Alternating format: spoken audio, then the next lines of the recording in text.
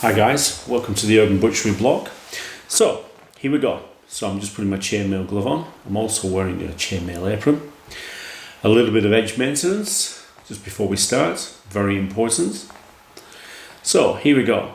So the first step is just to relieve that bit of flank meat there. And now I'm just trimming into the seam between the flank and the top bit. I'm working my way down along that connective tissue. Now I'm going in behind the cod fat there. We're still working my way down. And now I'm cutting a straight line between the flank and the sirloin. Now I take my butcher's saw. I just saw down between the flank and the sirloin and separate the flank. So I'll take my steak knife and just do a nice straight cut through there. Of course, the flank, a fantastic piece of meat, several great cuts on that. I'll explain those in a bit. So the next step now, I'll just get this into a better position for you, is to separate the Rumple Moyne from the top bit. The top bit is on the left and the Rumple Moyne is on the right. So take the butcher's saw and just saw down through the rump bone. It's quite easy really. That's it. And just wait till you see that break and then you stop straight away. You don't want to saw into the meat. Get your steak knife, a nice straight line through there. Beautiful. Now I'll just show you the face of this. Now that's the face of the rump, and that's taken off pretty perfect really. So we'll turn the top bit round so that you can see it. Now the first job here is to remove the shin bone. So a little bit of edge maintenance, again, keep your knife nice and sharp. So through the Achilles tendon, through the shin meat, then up to the joint, through the joint, and then down the back of the shin bone. Just stop there, somebody was walking past, health and safety. And then just follow that bone round the back, get rid of all that meat, make sure it stays with the meat, and then cut the bone straight off. Excellent mirror bone for later on. So now I'm going to cut the shin off. I'm going to cut a full shin off here. You'll see what I mean by this. So basically I'm cutting the shin off and I'm taking part of the heel muscle as well, which is out of the silver side. And that's part of the customer's requirements.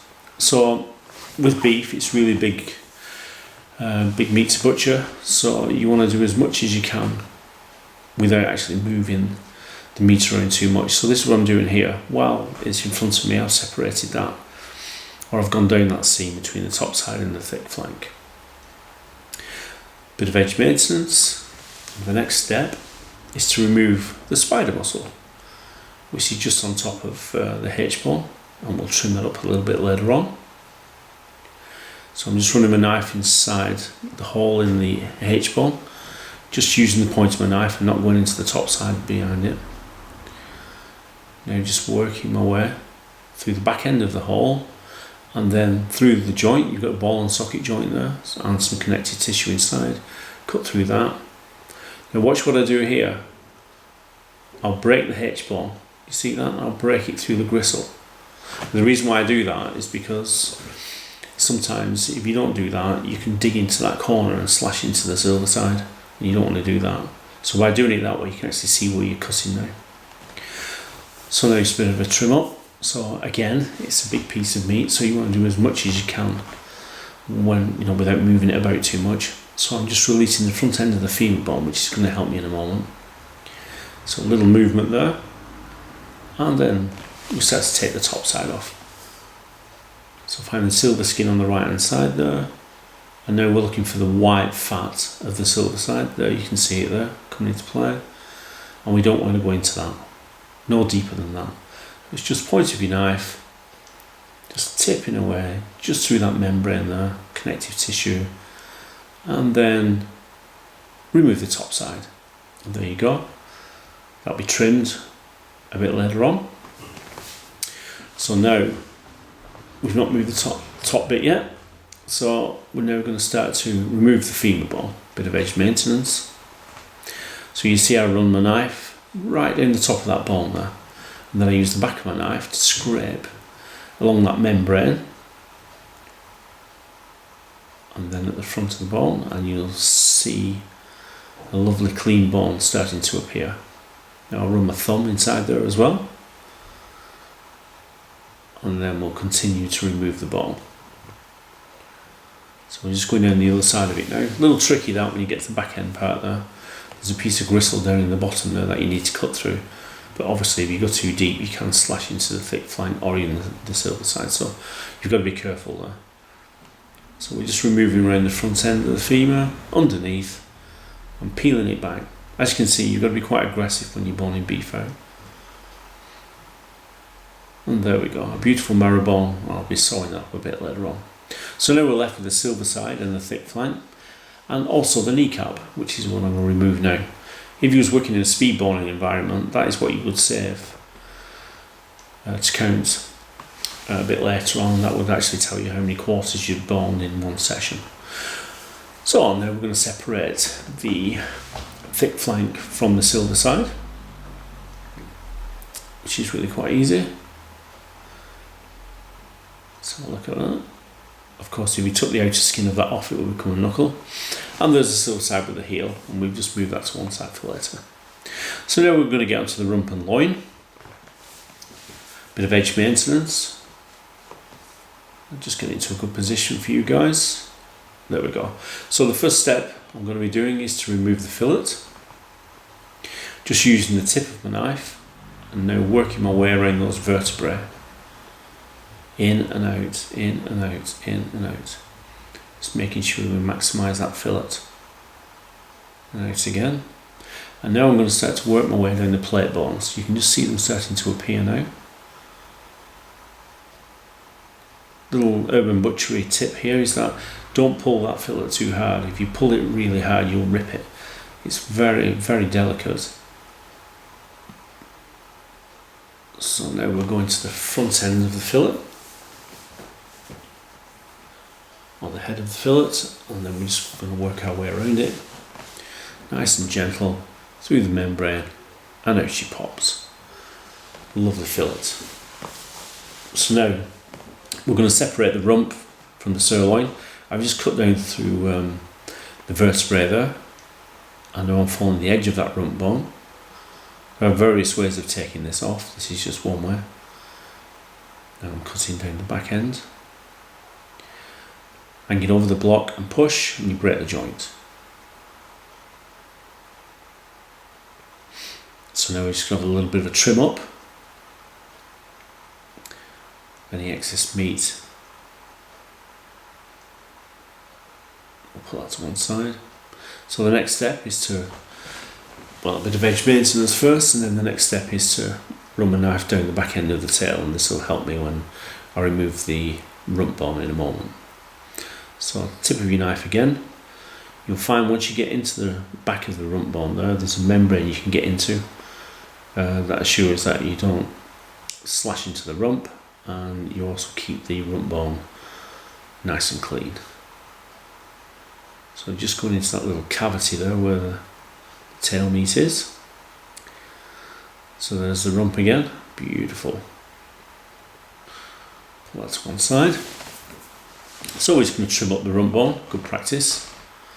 So any excess meat that you've left on, you will always leave meat with the rump bone. It can't be helped. So just scrape that out. And then where the back end of that vertebrae, there's always meat in the back of there, so we'll trim that out as well. Let's have a little tidy up. And now we'll get onto the sirloin. Bit of edge maintenance. See, I'm maintaining my edge quite a lot during this. Anyway, we start to work our way down the back of those bones. I'm pushing my knife outwards against the bones all the way through there. And now we'll go down the rib bones on the front end. Of course, this is this particular style of doing this is sort of one that you would do in a speed butchery environment. I will do a video on a later date where I will traditionally bone this. So it's quite stiff, so we're going to remove some of this excess fat. The fat doesn't go to waste, it goes for dog food, for faggots, that sort of thing. So now, if you remember the plate bones I was talking about when I was removing the fillet, I'm now working my knife down the back of those, pushing against them, trying to keep as close as possible to them.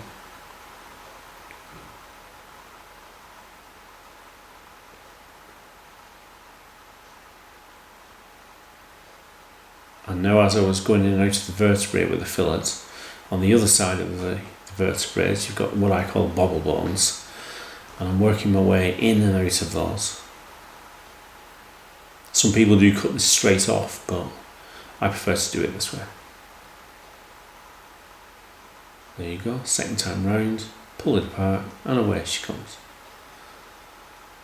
I'll have a look at that now.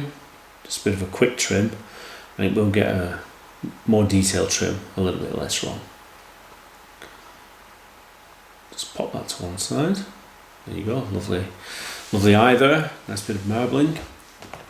So I'm just tidying the bones up now. Like I said before, it's good practice. There's not too much meat on this. It may well look meaty from the angle, but it's not bad at all really. So I'm just cutting those intercostal muscles out.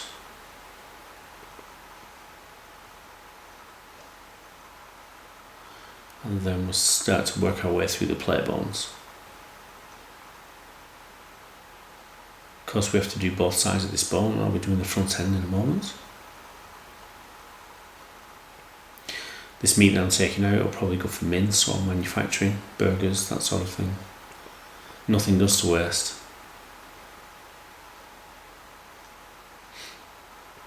Even the bones go for stock. The bones are given away free actually, for stock.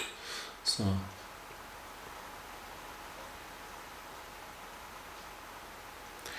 now I'm just going in and out of the bobble bones there, just having a look. Now we're over the front end now. And these are the plate bones I was talking about. So we just go down the rib bones, then the plate bones. Just clean that up. There you go, that's perfectly acceptable that. You could carry on with it, but it doesn't become cost effective if you do. It would cost more to pay me than the meat's actually worth. So we move on to the spider muscle. Lovely cut, beautifully fried, grilled, wonderful.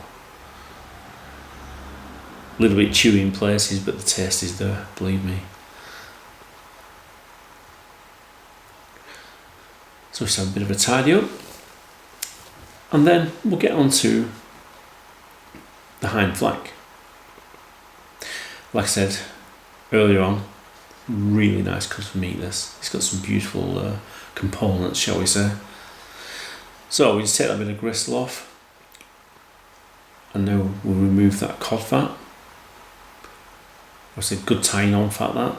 What I mean by that is we tie it onto top sides and silver sides. Excellent. So you've got a membrane going all the way across this flank, but you can't take it all off in one go, so you take it off in two. So you cut just above the, what I call a goose skirt. Now I'm going around the goose skirt. There's 3 skirts on this flank.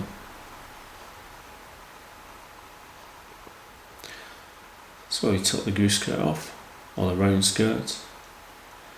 Now we'll take the second part of the membrane off. As you see, it's quite tough. And then we'll remove the bottom of the goose skirt, which really isn't edible. So we'll get what I call the top skirt, or the thin skirt.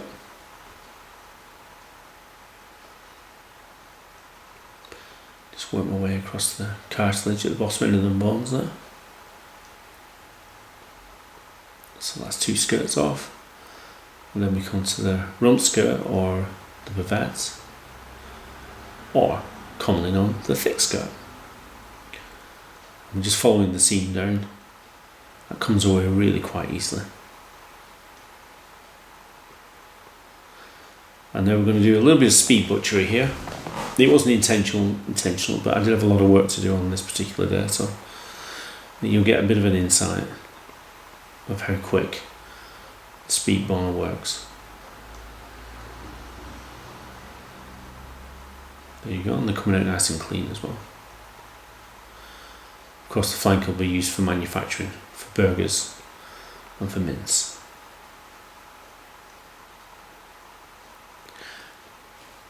And there you go, guys, and there's my cheeky face.